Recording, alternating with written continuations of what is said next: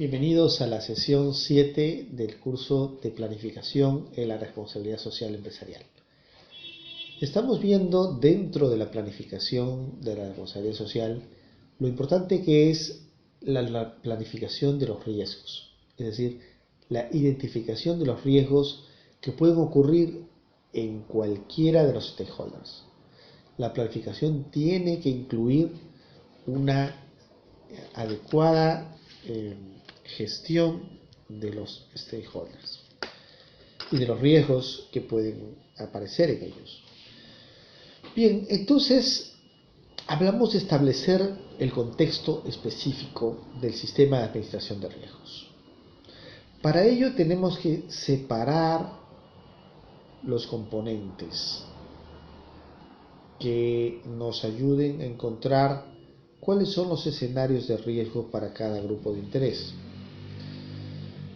De esta manera establecemos diferentes estructuras que pueden ser apropiadas dependiendo el enfoque deseado, la naturaleza del riesgo, el propósito del sistema de administración de riesgos específico. Por ejemplo, cuáles son las actividades principales del negocio, los procesos, las estructuras, los proyectos, las estructuras contables, cuál es la localización física, geográfica, etc. Este momento de establecer el contexto incluye el proceso como conjunto de actividades mutuamente relacionadas o que interactúan. Entonces identificamos los procesos. ¿Qué es un proceso? Un proceso es un conjunto de acciones en los cuales se ingresan insumos y termina un producto. Ese es el proceso. Lo importante del proceso es entonces reconocer cuáles son esos insumos y cuáles son esas diferentes actividades que van a terminar en el proceso. Porque en cualquiera de esas actividades puede ocurrir el riesgo. El riesgo, mejor dicho, se puede materializar en un evento, ¿no? Y bueno, pues reconocemos cuáles son las partes involucradas. Esto ya lo hemos señalado varias veces. Por ejemplo, los individuos, los empleados de la organización, los gerentes, los ejecutivos, los voluntarios, la competencia, los grupos de empleados, los sindicatos, las instituciones que están asociadas, la comunidad. También pueden ser las compañías de seguro. La compañía de seguro eventualmente es un grupo de interés. Si es una empresa grande, bueno, es un grupo de interés. ¿Por qué? Porque si ocurre un evento, pues la compañía de seguro va a tener que pagar. Y eso le va a afectar. Las organizaciones reguladoras, ¿no? La SUNAT, la SUNAS, si puse mi kiosquito de venta de jugos en el mercado, pues tengo que responder a regulaciones sanitarias, ¿no? Del Ministerio de Salud, también de la municipalidad. Entonces, el Ministerio de Salud en ese contexto, para mí, para mi empresita, es un grupo de interés. Los políticos, el gobierno, las organizaciones no gubernamentales y por supuesto los clientes. Los clientes es una parte involucrada, son una parte involucrada fundamental, porque son aquellos que dan vida un poco a mi negocio, a mi empresa. Son un grupo de interés esencial, como lo es también los proveedores, la prensa, eventualmente, y las comunidades, ¿no?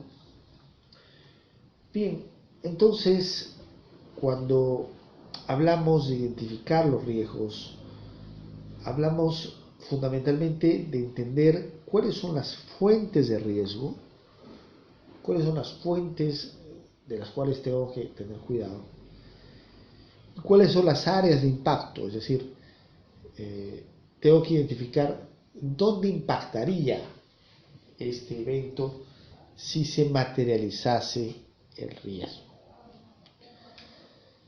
Y también, lógicamente, los eventos posibles. Incluso si cambian las circunstancias. Y también las causas de los eventos. Y las consecuencias potenciales. Además de esto, nosotros como empresa, como entidad, debemos reconocer, identificar los riesgos cuya fuente no esté bajo su control. Por ejemplo, tenemos una empresa o una tienda, una empresa mediana, pero al costado de nosotros hay un restaurante o hay una pequeña fundición, ¿no? Entonces el riesgo de incendio puede ser alto, relativamente, o mediano, dependiendo de si nuestro vecino tiene o no controles. Pero ese riesgo no está bajo nuestro control, porque nosotros no somos los que podemos causar el incendio, sino los vecinos. Sin embargo, cuando yo hago mi planificación, tengo que considerar ese riesgo, el riesgo de mi vecino, porque si se materializa ese evento me va a afectar necesariamente, a pesar de que no esté bajo mi control. Tengo también que identificar los riesgos cuya fuente no sea evidente. Por ejemplo, pues tal vez los cables que vemos en la calle, ¿no? Que, pues nadie los ve porque ya nadie los toma en cuenta, pero puede ser un riesgo muy grande en caso de una situación específica, ¿no? de una descarga o de lo que fuera. Bien, entonces, para implementar el proceso de gestión de riesgos, definimos, como decíamos antes, las áreas de impacto, definimos las fuentes del riesgo, identificamos entonces los riesgos y definimos cuál es el riesgo absoluto, es decir, cuál es el riesgo que está ahí presente. Y también el llamado riesgo residual. ¿Cuál es el riesgo residual? Bueno, cuando yo tengo mi riesgo absoluto, yo he reconocido que hay un riesgo y aplico los controles debidos, todavía hay un riesgo residual. Por ejemplo, hablábamos de la delincuencia. Bueno, pues existe delincuencia, esto es algo que yo no tengo control porque existe. ¿Qué puedo hacer? Pongo una barrera, una puerta segura, con un candado.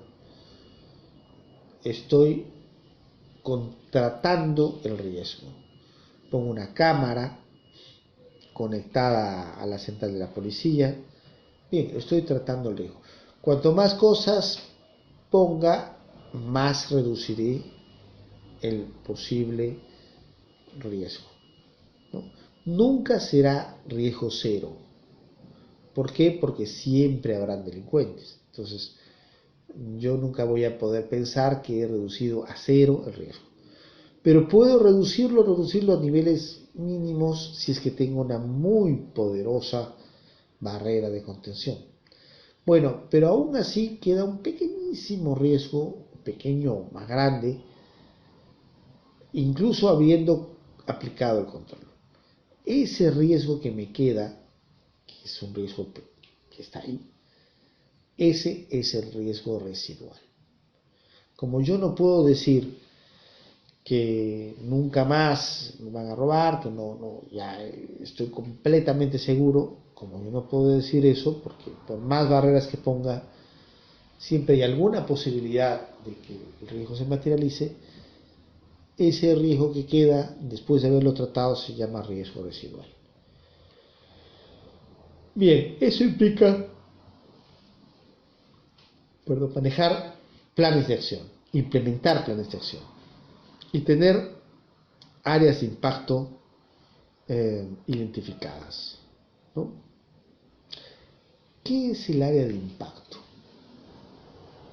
¿Cómo puedo yo definir el área de impacto?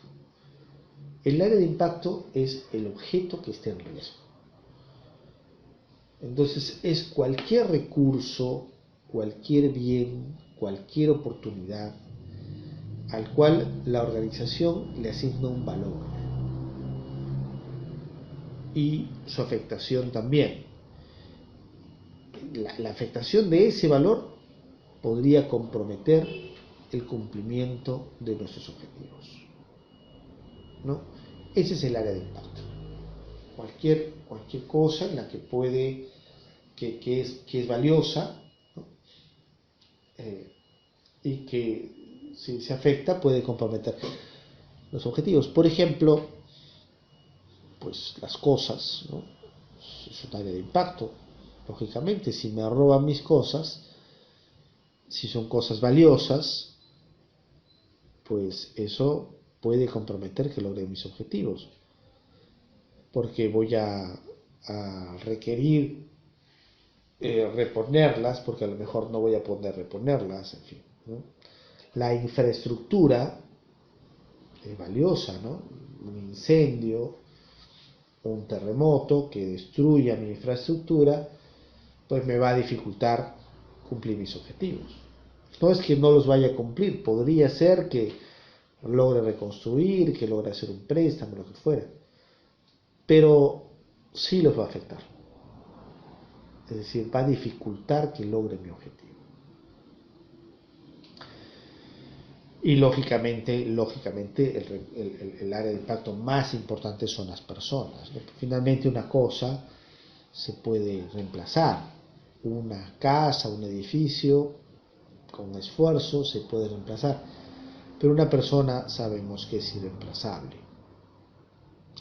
Y como esta es una maestría vinculada a la doctrina social de la Iglesia, pues sabemos por la doctrina social de la Iglesia que lo más valioso que puede haber son las personas. Entonces, el área de impacto más importante es justamente la persona, ¿no? Cada una de las personas, los trabajadores, los clientes, las personas que pudieran estar y pueden estar afectadas por un evento, ¿no? Bien, entonces, ¿cómo es que identifico las áreas de impacto? Tengo que definirlas. ¿Cuáles son? Lo que se sugiere es establecer 4 grandes grupos para saber cuáles son las áreas de impacto más afectadas. En primer lugar están las personas, la gente, es decir, cómo impacta en los trabajadores, en los vecinos, en los transeúntes, ¿no? A lo mejor algo que yo pongo en la vereda, o hay un hueco en la vereda, ¿no? Está frente a mi puerta, pues bueno, pues ahí hay algo que va a impactar. Eso es un riesgo para la gente que camina. Y esos que caminan son parte de la localidad, por lo tanto, son grupos de interés. Bien, el primer grupo son las personas. El segundo grupo son los activos, los recursos de la organización, incluyendo, por ejemplo, la información, ¿no? puede ser que tengo información valiosa. Esa información, si se pierde, pues a lo mejor va a afectar el cumplimiento de mis objetivos.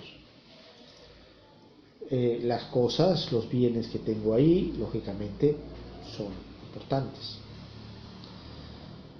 Un tercer grupo está constituido por los ingresos y los derechos. Eso tiene que ver con las ventas, las comisiones, los intereses, las patentes, ¿no? Eso está ahí. Y un cuarto grupo tiene que ver con los costos. ¿Cuáles son los costos directos, los indirectos, las indemnizaciones, las sanciones, etcétera? Bien, entonces de esta manera vamos definiendo cuáles son las áreas de impacto. Por otro lado, tenemos que definir si afecta a la productividad, es decir, a la eficiencia. Por ejemplo, y esto está vinculado al desempeño de la organización, o puede afectar al clima organizacional, por ejemplo, a los valores de la institución, los valores éticos, por ejemplo, a la moral de los empleados, a la estabilidad, ¿no? Por otro lado, está la afectación respecto a las oportunidades, es decir, se refiere a la pérdida de oportunidad en el impacto en los proyectos y actividades. Esto está asociado a las inversiones en productividad, a la innovación tecnológica, etc. O finalmente puede impactar en los intangibles, por ejemplo, en la reputación, en la calidad de vida, en el prestigio, la confianza. Vean ustedes cómo un tema de confianza puede ser absolutamente clave en una organización para los clientes. Puede echar abajo completamente una organización. Ustedes conocen, por ejemplo, el ejemplo de una pizzería en los cuales pues un cliente encontró una pequeña cucarachita y al momento de quejarse, la respuesta que obtuvo fue terriblemente agresiva. En vez de solucionar el problema, bueno, finalmente es un descuido muy criticable, pero es un descuido, ¿no? Pero si el cliente pide una explicación o reclama y encima no puede contar con una respuesta adecuada, el cliente es un grupo de interés. Entonces, lo que pierde la empresa es confianza. Y la pérdida de confianza, como decía antes, es gravísima.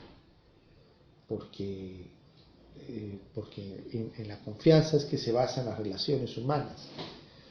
Entonces, cuando se pierde la confianza en la organización, pues el bien perdido puede ser muy grave y puede ser muy difícil de recuperar. La reputación, el conocimiento de la gente, la seguridad de que lo que va a encontrar es efectivamente lo que está ahí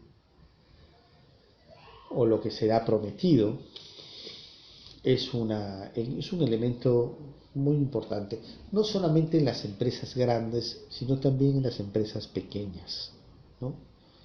Si yo tengo un puesto sanguchero, pues imagínense lo que ocurre si la gente pierde la confianza en el insumo que tengo, porque descubren que estoy usando pues unos chorizos de pésima calidad o que lo que digo que es carne de res, pues no es carne de res, sino de otra cosa, ¿no?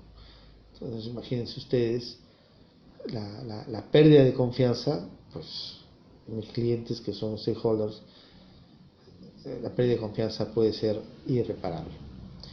Bien, entonces esto es lo que tenemos que hacer cuando definimos áreas de impacto. Y es muy importante definir las áreas de impacto cuando planificamos en responsabilidad social. Bien, hasta aquí entonces esta sesión 7. A continuación vamos a ver un tema vinculado a las fuentes de riesgo.